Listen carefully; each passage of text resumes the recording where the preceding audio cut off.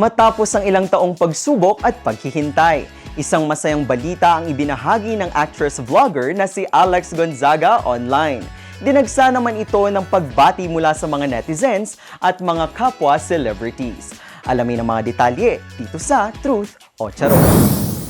Isang emosyonal na anunsyo ang ibinahagi ni Alex Gonzaga nang kumpirmahin nito ang kanyang pagbubuntis sa kanilang unang anak na si Mikey Morada. Sa kanyang post, binuksan ni Alex ang tungkol sa halos 6 na taong paghihintay nila bilang mag-asawa at ang 3 pagkakataong nawalan sila ng dinadalang sanggol.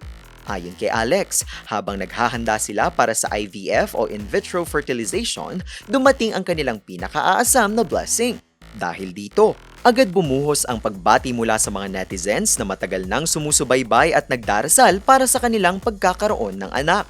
Kasama rin sa mga nagpahayag ng kanilang tuwa ang isa sa kanyang malalapit na kaibigan sa industriya na si Tony Fowler at ilang kapwa celebrities na nagpaabot din ng kani-kanilang pagbati. Para sa marami, isa ito sa mga pinakamasayang balitang ibinahagi ni Alex online sa mga nakaraang taon.